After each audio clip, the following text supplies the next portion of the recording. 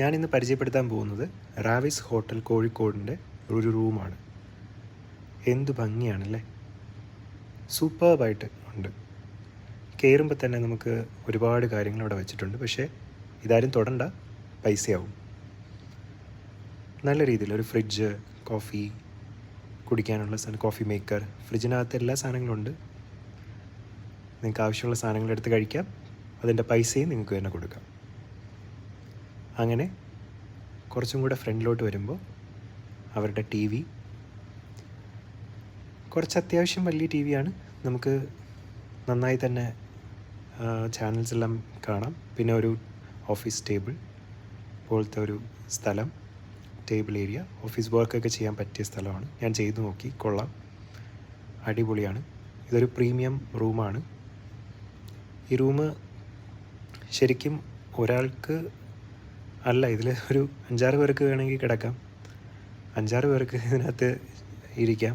പക്ഷേ ഞാൻ ഒറ്റയ്ക്കാണ്. സോ അതുകൊണ്ടാണ് ഇതൊക്കെ ഒഴിഞ്ഞു കിടക്കുന്നത്.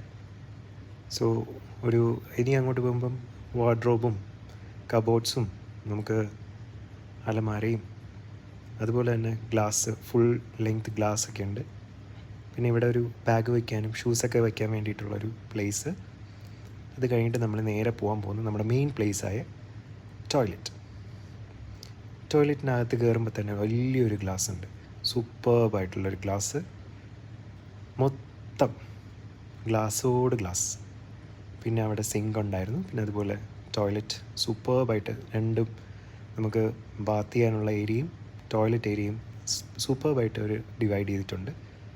എല്ലാം നല്ല രീതിയിലാണ് ചെയ്തിരിക്കുന്നത്. എനിക്ക് വളരെ സന്തോഷമായിട്ട് ഇഷ്ടപ്പെട്ടൊരു സ്ഥലം, ഒരു ഹോട്ടലിൽ നിന്ന് വേണമെങ്കിൽ പറയാം. So it was an excellent experience. സൂപ്പർബായിട്ടുള്ളൊരു എക്സ്പീരിയൻസ് ആണ്.